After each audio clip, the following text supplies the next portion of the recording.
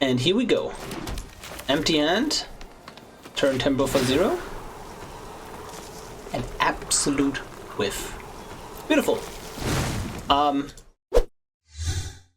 Hello YouTube, our goodness, fine day, and today we are going to have a look at Miirym Sentinel Wyrm in Historic Brawl.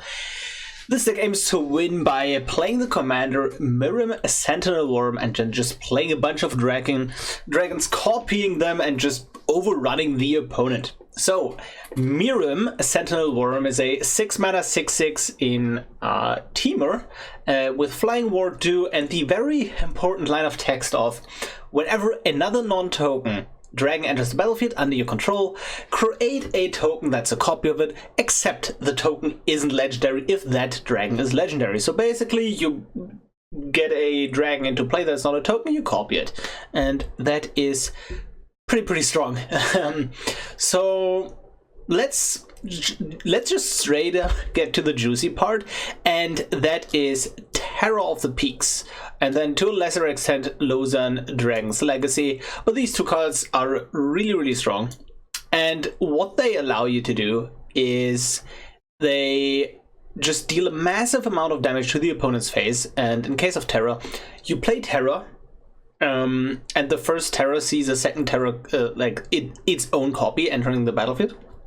So you deal 5 to the opponent's face. And then let's say you play a dragon that has 5 power afterwards, then you're dealing 20 damage to the opponent's face because you have 2 terrors. 2 times 5 times 2, that's 20, and that's pretty much exact lethal. Just straight out of nowhere, and those cards are pretty amazing in the deck. To get there, we have a slight amount of interaction, not too much, right, but just minimal interaction with like lightning bolts, strangles. A Pact of Negation is good because it can protect our Miirym while we tap out. Fading Hope, Swan Songs.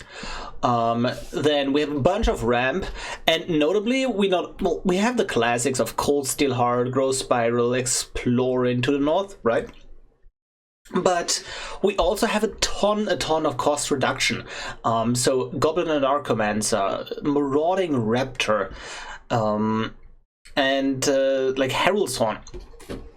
And these are here like to be able to play Miirym or like multiple dragons in the same turn, because that's where Miirym really shines, right? Like if we have a bunch of 4-drop dragons in our hand and reduce the cost by 2, and now we can just on turn 6 on 6 mana we can just go Miirym and a 4-drop and then copy that immediately for just immediate value, and that is just really good, right? So we have a bunch of cost reducers to ramp us as well. There are some draw engines, but specifically Kiora and Garruk's Uprising are really great because whenever a creature with power 4 or greater enters the battlefield under our control, we draw a card with those two, but they don't specify non-token. So we play a dragon and then we just draw 2 cards because we now 2 dragons are entering. And I also made sure that basically all the dragons in this deck have 4 or more power. So that synergy basically always works. There is one slight non-bo in the deck, and that's Marauding Raptor, reducing the cost of your creatures, but whenever your creatures enter, they get dealt 2 damage, and then we have a Lozhan that has 2 toughness, and that's kind of, you know, not great. But I still think just something like a Marauding Raptor goes a long way, because it's a 2 mana 2/3, which is a good body against aggressive decks. And if you get to stabilize against the aggressive decks, you are just going to overrun them because they have a hard time removing something like a Miirym. And then just, you know, it works with all the other dragons, so like that's still just amazing.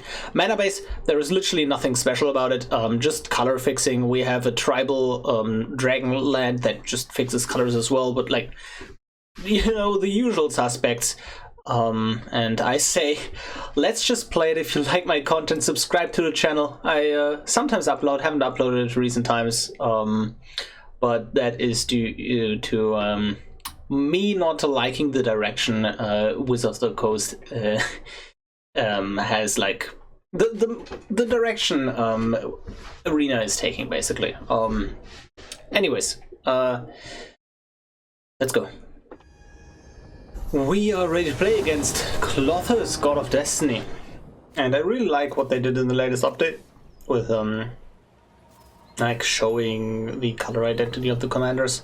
Oh, this is an excellent hand. Against Gruul, like a 6-mana 6/6 with War 2 is basically unkillable for all intents and purposes.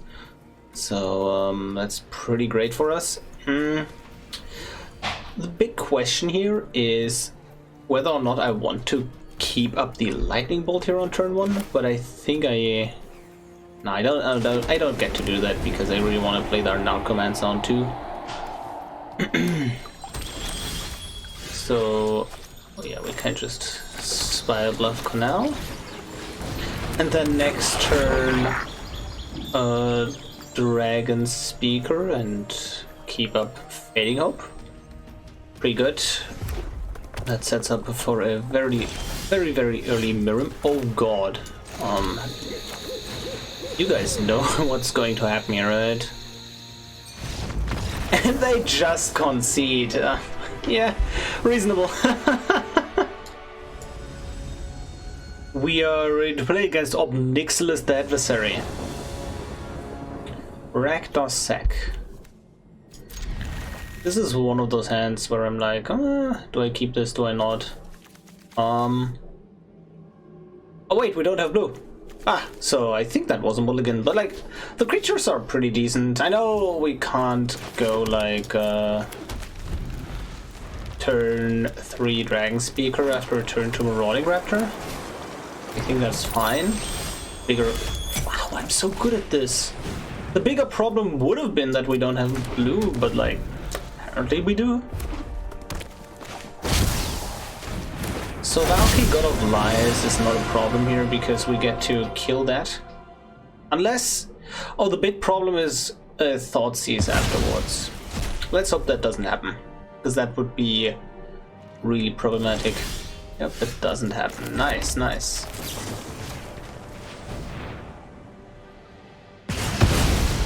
Hold it. And if we play the Dragon Speaker, if we top deck a land with and have a Dragon Speaker in play, then we can go Miirym or Opportunistic Dragon. Needs to be green or red. Or we can Marauding Raptor, keep up Swans. I just like the Dragon Speaker, I think.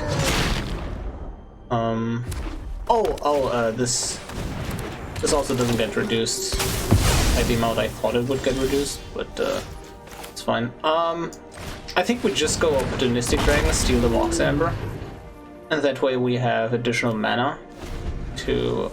well, no, okay.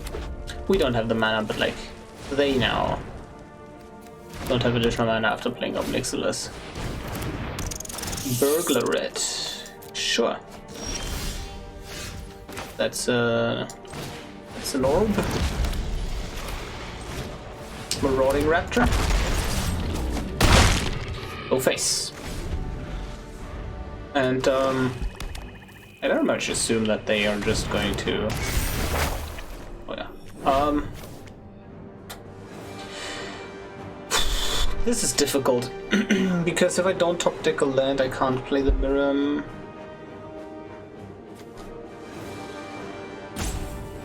I think it's fine.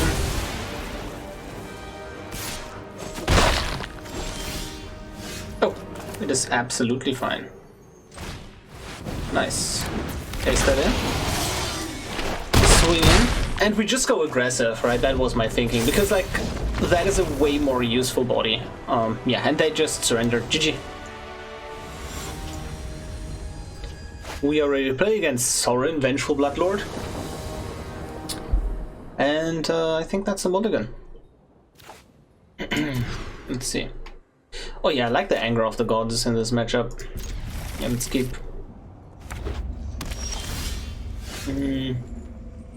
Both come into play tapped anyways right now, so I think I'm going to hope that I top deck a dragon, so I can go play this as an untapped land.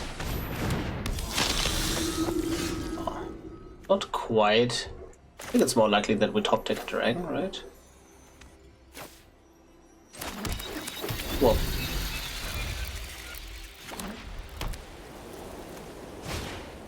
Speaker, sure. In life, the counter on it. And I think I need to strangle that right now before it becomes too big.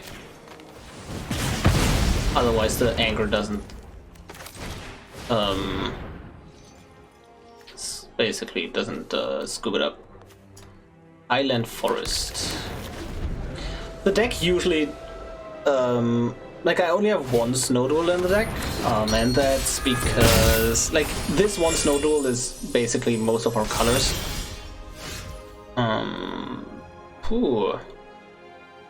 I think I want to just ramp. By just ramping, I mean purple red. I think I want triple. Yeah.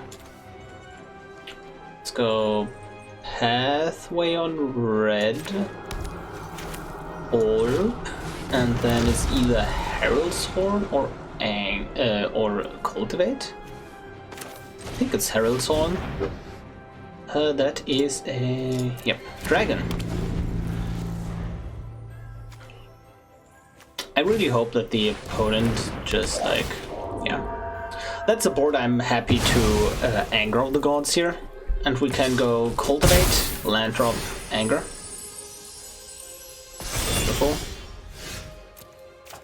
Okay, yeah. Cultivate, untap land. We definitely want a blue source in there.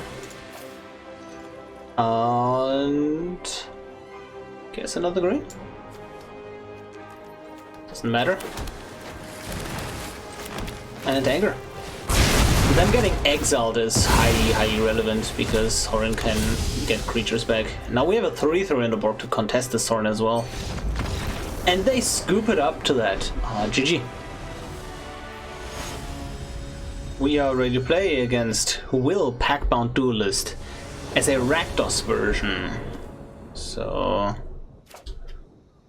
that's a mulligan. And that's a keep. So on Rakdos, this thing. Let me check if you guys can see this. I think you should. Yeah, I think you guys should see this. When it specializes, you may sack another creature. When you do, draw 3 cards unless an opponent pays life. Okay. Anyways, catch red run, tap land. If we just want to hit our land drops. Red Fugue, taking the Dragon's Fire. The commander is a 4/4. Yeah, sure. It's fine. Yeah, so this represents 4 damage right now. The rest, okay, they land on removing that. Sure. Null Priest, I think I like to Dragonfire that now. Just so I can play a Kiora here, uncontested. Oh, that's even more tempting. Because they can't remove the Garruk's Uprising. But like, Garruk's Uprising also draws when there's a creature already in play. So we can go dragon, like opportunistic dragon draw. Is that a human? It's an elf. Opportunistic dragon is good in this deck because like most dragons that are 4 mana, 4 power are just good in this deck, and then this is good against aggro because there are a lot of humans in aggro, right? And that just basically stops them. Also just prevents them from ramping too hard. Okay, that's a Spark Double. Nice. Spark Double has really disgusting interactions with Miirym because it enters as a copy of Miirym, and then the original Miirym sees the copy enter and copies it, So now we have 3 Miiryms on the field if we play a Spark Double on Miirym. And, you know, any dragon you play at that point is going to get duplicated a decent amount of time. So they specialize to the red version.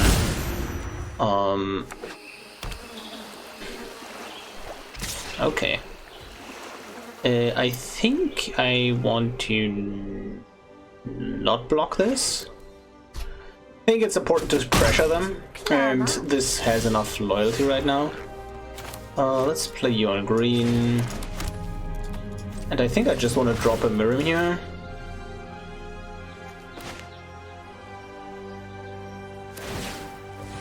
Exile top card for graveyard, sure. The ocean surges. Now Miirym enters, we draw with the Kiora. And we just get aggressive. We just get aggressive. It's as simple as that. And I mean, that's the reason why we play Kiora over Garruk, because we could ramp here. Oh, they just sack it. Yeah, they're desperate. And when we now play the Garruk's Uprising, we also get to draw a card here, which is pretty great. Oh god. Oh god. Guys. Something is about to happen. So, Spark Double. Ah, they conceded. But here is what it was about to happen. Spark Double. Now we have 3 Miiryms. Spark Double is a non-legendary copy though. So we get to Glasspool Mimic, and it enters as another Miirym.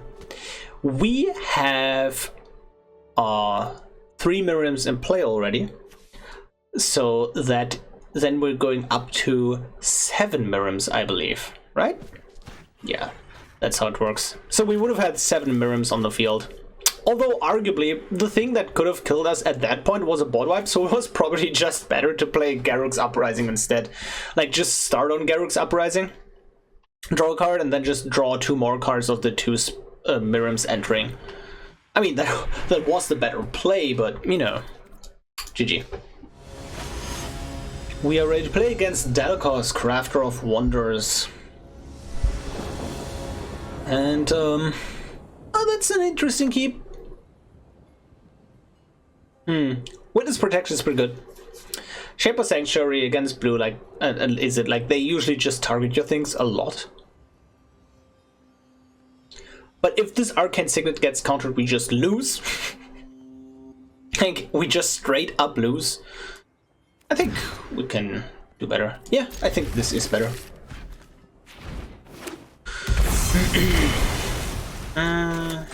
You tapped. Not sure if you want to actually cast the front side later on. That's why I didn't tap this in. And now Commancer, that probably just gets killed. It doesn't. Ooh. So Dalcos, it gives equipped creatures flying and haste, but there are like ways you can abuse this with like activated tap abilities, right? Like you have a equipment that is very cheap to equip. For example, a leather armor costs 0 to equip, and then you play Mana Dork, move the equipment over, and now you can tap that Mana Dork immediately, and that is just pretty great, obviously. Yeah, there are not too many plays we can make here. I think we are just going to, like, yeah, we have enough blue already, so like cultivate and get red, just red, just straight up red. No attacks. Okay. What scary things can the opponent cook up here? Either an archive, sure. If we Goldspan, we can set up a pretty big turn in the future. So we attack again, then we play land, we have 5, we have 10 mana, and 10 mana is enough to go Miirym Lozhan, but the problem is that we don't have a follow-up after the Lozhan, right? And we want to kind of cast the Goldspan Dragon after we cast the Lozhan, so we do actually get to shoot something here. Let's just swing in. Otawara, yeah, we can't do anything about that. Okay, yeah, it wouldn't have mattered what we played there. They would have just returned it to hand Either way, right?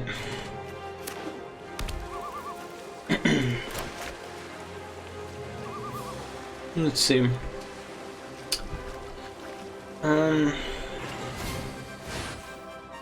Oh, do we just want to counter that?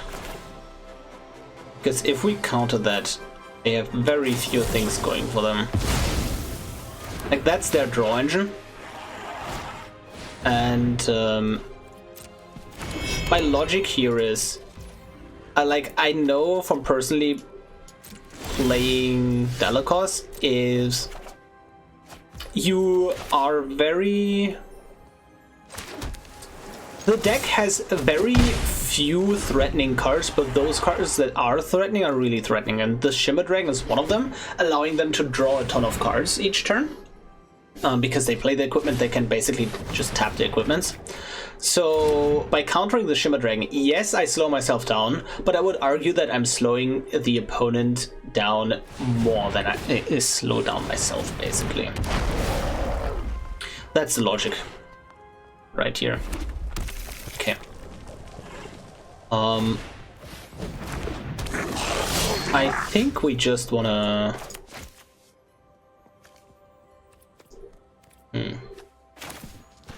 Go land drop. Let's start with doing that.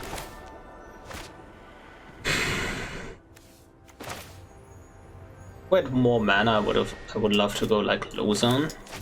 But I think just getting the Miirym down here, and then next turn being able to double spell with Lozhan and then Goldspan is I mean, that's just lethal. That is just straight up lethal, so that's the reason why I'm going for that line. Obviously, if I had an untapped red mana, I would have bolted the Fireblade Charger in there instead. But like you guys can see, right? Now they have actually very few things they can do. Like the reality chip is another of these like haymakers, but like, yeah, they just concede because they know that we have the Lozhan. Right, at any 5 mana, Dragon kills them at this point because we get 2 Lozhans, we cast a Goldspan, we shoot them, we just haste 2 Goldspan. It's just so much damage. GG. We are ready to play against Gisha, Sun's Avatar. It's dragons versus dinos, and we're basically looking to just go faster than the opponent, and I think we just have faster hands than this. Hold again. Ooh, fight rigging is one of those potentially faster hands, but we don't have any red to play this. Yeah, don't like it. Yeah, this goes fast. Imriff versus Townraiser Tyrant. I think we only need one of them, right? I think we just want to keep all the lands just to be absolutely certain that we hit our land drops.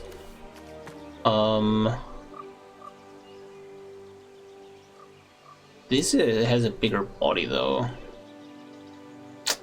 So turn 2 into the north, turn 3 cultivate, turn 4 Miirym, turn 5. One of these.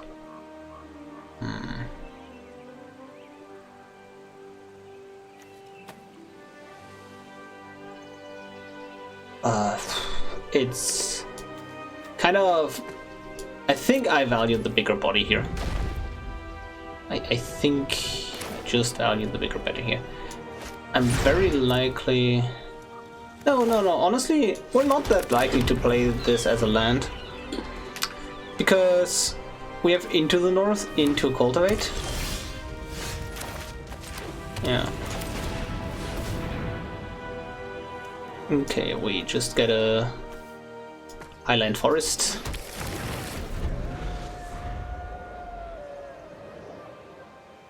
And then Cultivate for... Oh yeah, Marauding Raptor is a good one. I do like that. Yeah, we need the double blue and then just another red. And we can actually lead on a Goblin or Narcomancer here. That is pretty amazing. So, just red and blue. Yep. It's pretty good. And then Miirym. And then if we're feeling spicy instead of saying root, we can just go with a Turn Timber Symbiosis. Forerunner of the Empire. Putting a dinosaur from the deck on top. If they don't have lands, they might not even want this effect. Oh yeah, that is usually the best one to curve into, because now when a dinosaur enters, they deal 1 damage to everything, and when this gets dealt damage, they ramp. Boom. And just go with the Miirym. And let's see what spicy things we cannot cook up here. Yeah, I'm excited. I think we just want to play the Turn Timber Symbiosis, and I'm not only saying that because it's cooler. It's also because we're more likely to double spell with the Imrith plus something else. So we have 16 dragons. Let's say we know the 16 dragons. Did we shuffle? Yeah, we did shuffle. So we have 15 because we have the Imrith in hand. That's top 7. To hit a dragon. If we just Imrith here, if we just Imrith, then we can. Do we just kill them next turn? I assume we do. Yeah, that's just basically guaranteed lethal next turn. Well, not guaranteed, but like if we get haste with the Turn Timber, it's just so good. Also, they get to attack. We draw a bunch of cards. Swinging with the Miirym, and these having ward as well, as long as they're untapped, which they currently are. It's pretty good.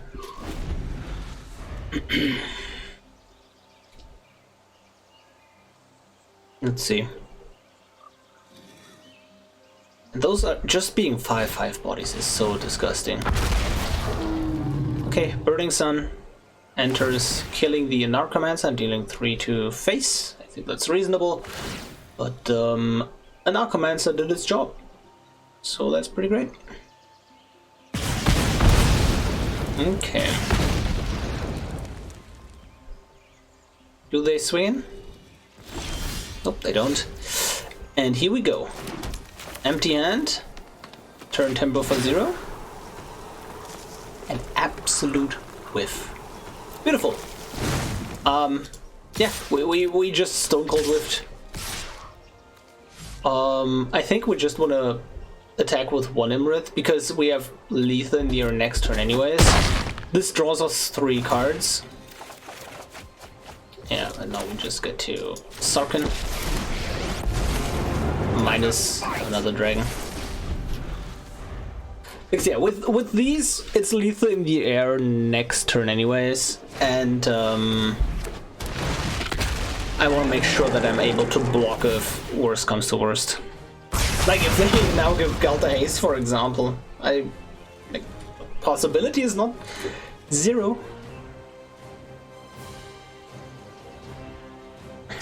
Let's see, Reckless Rage. It's still lethal in the air. And I can't swing in here with the Forerunner and the Marauding Raptor. Do we just wanna... If we plus, that's 4, that's 1 off lethal. But if we kill the Burning Sun's Avatar, that's more value. Like, okay, if we block, that is better if they have removal. If they don't have removal, we don't block and we have lethal in the air. And the Migrant. They don't have removal. There is no peace. Swing in. Defeat. And they don't have it. GG. We are ready to play against Talrand's Sky Summoner. And If Reflections and Earthquake Dragon were ramped, this would have been perfect, but as is, I don't like it that much. Shaper Sanctuary will draw a ton of cards, but I also just like the Anger of the Gods against the commander, that whenever you cast an instant sorcery, create a 2/2, right? Like, they just flood the board. So Anger of the Gods is pretty great. But I think I just want a mulligan. Especially if we're on the play. We can just afford to go fast. With fast, I mean fast. We don't need an Earthquake Dragon right now. But Rhythm of the Wilds is a perfect card. Don't think I need to cast this once upon a time right now. Let's have another draw step and see where we want to go with this. Yes, we have Ladder Elves, but like... I'd rather have a land drop here, honestly. I assume they Spell Pierce? They Swan Song giving us a creature. That's pretty amazing. Let's Growth Spiral at their end step.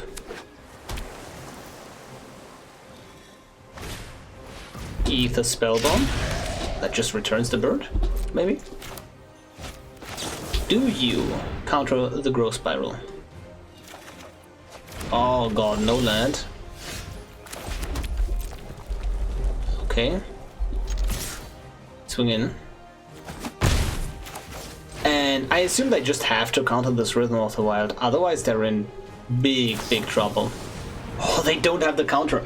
Now all our creatures are uncounterable. Like, and this is the exact card I was thinking of. Like, we have a few, you know, when I said we have a few good cards in the matchup. It's exactly the card. Because now if we top deck... no land. We don't top deck land, that's fine, that's fine. Everything's fine. If we get this Gorklaw on the field, it's disgusting.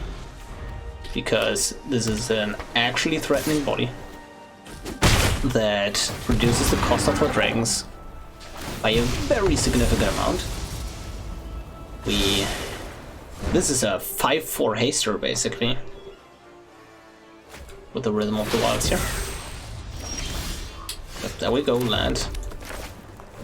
Gorklaw. And give haste.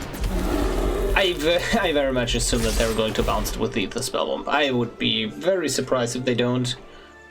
Well, look, with something else. They could also bounce it with something else, obviously, but like this, like the Gorklaw just reduces the cost of all our creatures by a lot. What are they doing there? Behold the multiverse. They must be desperate. Maybe they... Yeah, if they hit land drop, play Towerant, then bounce... Yeah, oh, true. Yeah. But the problem is obviously that... I've got to hit them... Like, I've hit them with the Gorklaw, right? So they made a more mana efficient play, but they took 5 damage for that play. Okay, Gorklaw is now officially a fish. Without any abilities. Best draw would be, again, probably just untap land. Any color? Untap land, any color, right to your doorstep.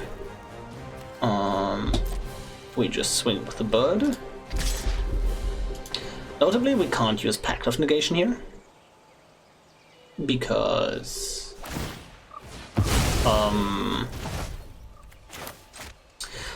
we can't pay for it.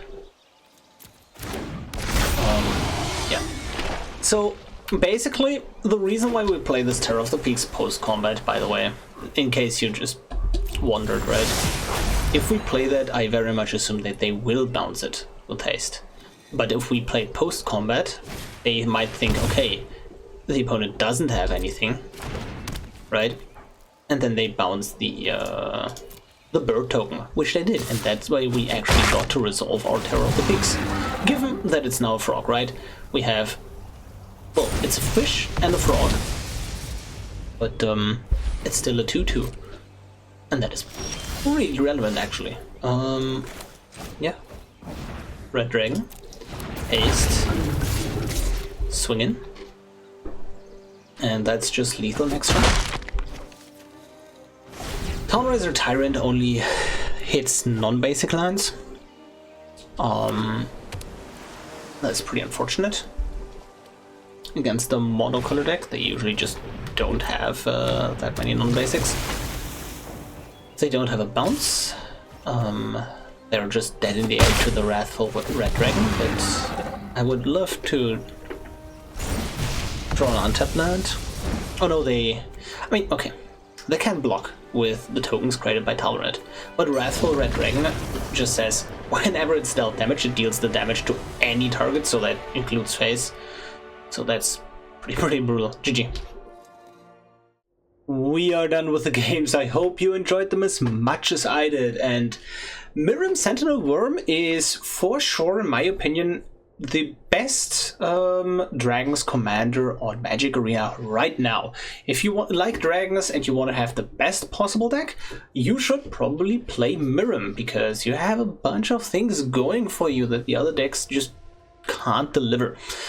You have value, you have interaction, you have ramp, and as opposed to Tiamat, you actually have this mid-rangey game plan, whereas Tiamat usually just runs like 5-4 dragons, fetches them up, and then just goes into a combo with them, which is, you know, fundamentally different. And if you just want to jam dragons, then Miirym is, in fact, the go-to card here. Okay, so the deck performed quite well, honestly, and it is, I'm just gonna say this right now, pretty expensive. And that is because most of these are just rares and mythics. All the big cool dragons, rares and mythics and rares and mythics. You know, what you gonna do, right? What are you gonna do? Some cards that have underperformed, in my opinion. Pact of Negation was like okay, but like sometimes you just rather want like get your creature killed and then just play another creature. Reflections of Littjara, it does curve well into your commander because you play it on 5 mana, then on 6 mana you cast Miirym, the copy enters first, sees the original non-token enter, and then you legend rule, keep either the original or the copy, and then you get a copy of the original because that just entered, so you basically just get 2 Miiryms. And I mean, that's pretty good. But another thing is that we just want more dragons, right? We only have 16 dragons in the deck, which is really not a lot because you want your density for your cards like Guardian Project, Kiora, right? Your draw engines kind of rely on you actually casting and playing dragons, and with Miirym you also want dragons. If I were to add another dragons, I think it's the 5 mana legendary dragon from Kamigawa, and that's Kura something, 5 mana green dragon. I think that's a decent one as well. Probably just maybe replace Reflections or like River's Rebuke. River's Rebuke is for the grindier matchups. It has been good when it has been good, but how often is it going to be good in a deck where you just, you know, want to be the aggressor anyways? Not sure. It's really good in the mirror, right? That's where it absolutely shines. It is exceptionally great in the mirror match, and if you encounter the mirror match a lot, then River's Rebuke is probably just your go-to card, and you should probably not cut it. Yeah, overall you have a bunch of cards that you can also just play as value engines, but most of them are just win more. Thassa blinking a non-token dragon at end step, creating another copy of it, right? Panharmonicon doubling on the ETB triggers, but those basically assume that Miirym is on the field, and honestly the big challenge is getting this thing to stick in the first place. So I basically just cut most of the cards that were just not good with it, well, without it being on the battlefield. Apart from Spark Double, Spark Double can just do nasty things anyways, and there are also some great lines with Vivien, Monstrous Advocate, right? So on 5 mana you cast a Vivien, and then you minus it on 6 mana, play Miirym, right? Then you get a Terror of the Peaks that Miirym enters, and you deal 6 damage to something. But what's even cooler is you get a Spark Double, and that just copies the Vivien, because Spark Double can actually copy Planeswalkers. So you now have 2 Viviens, and then for next turn you can minus those 2 Viviens, and just absolute hell breaks loose. I don't know what's going on, what's about to happen, right, when you do that? Well, you kind of do, because you get to tour everything, but I mean, absolute hell is guaranteed to break loose in those cases. Yeah. Anyways, if you want to play this deck on a budget, what can you cut? What do you need? And luckily, the basic ramp engine and a bunch of the draw cards, like draw effects, like Kiora and Garruk's Uprising, those are common and uncommon. That's pretty great, right? And a few, like Temple of the Dragon Queen, that's also an uncommon. But mana base, really important in this deck. Like, you're casting double reds on turn 3 into like Gross Vile turn. You really need your mana. That's what I highly recommend you to craft. You don't need the non-color fixing lands, but you do really want the color fixing lands. We talked about Pact of Negation, like Swan Song is also not super necessary.